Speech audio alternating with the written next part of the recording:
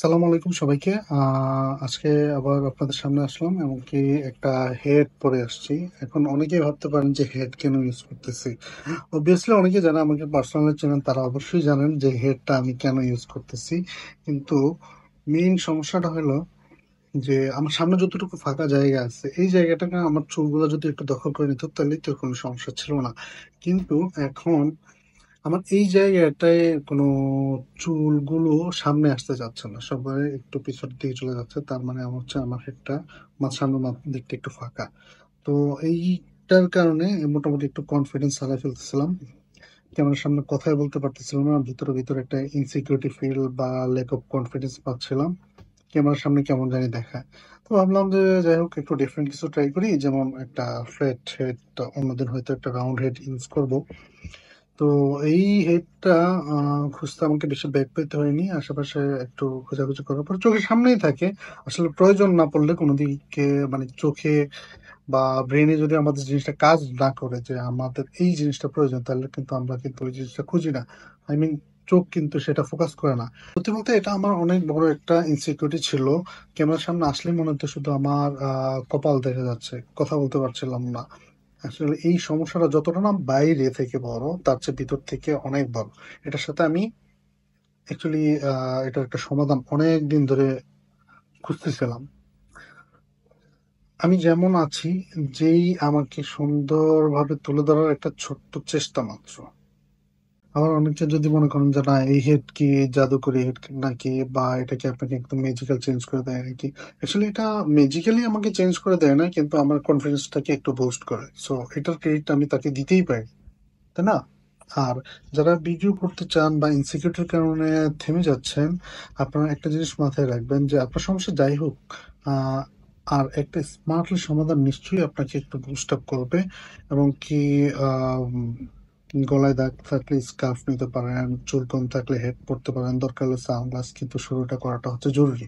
তো এই একটা রিজনের কারণে আমি অনেকদিন ধরে ট্রাই করতেছিলাম না, বা ভিডিও করতে গেলেও আমার সমস্যা হচ্ছিল, আমি ঠিকভাবে কথা বলতে পারতেছিলাম। যেমন আরেকটা সমস্যা, আজকে কিন্তু এই হেটের সাথে সাথে আমার এইটাও কিন্তু, এই ভয়েস রেকর্ডিংটাও কিন্তু একটা পরীক্ষা।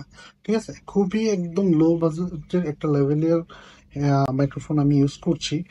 তো আমার কথা হচ্ছে আমি শুরু করব আমার এই ভিডিওটা, হয়তো আপনি জানেন আমি খুব রাফলি এখানে বসছি ইউজ করতে।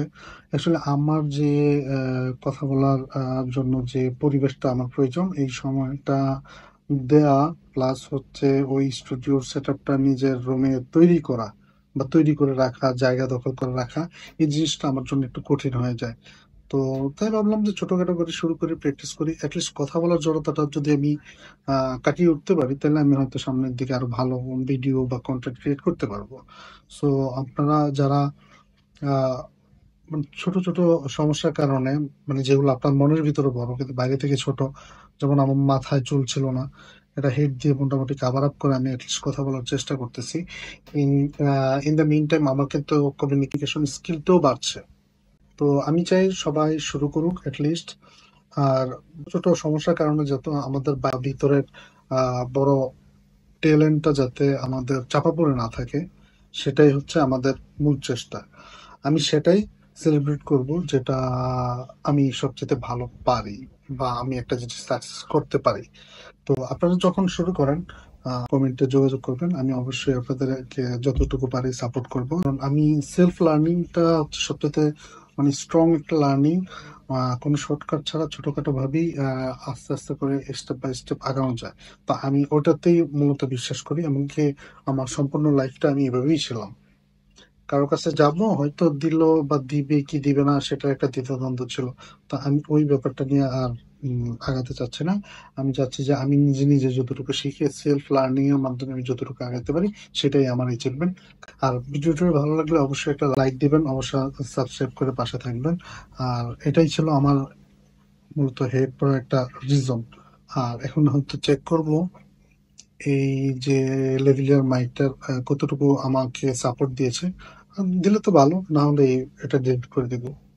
That's it. আল্লাহ হাফেজ। আশা করি নেক্সট আরেকটা ভিডিও নিয়ে আপনাদের সাথে কথা বলতে পারবো। ভালো থাকবেন সবাই।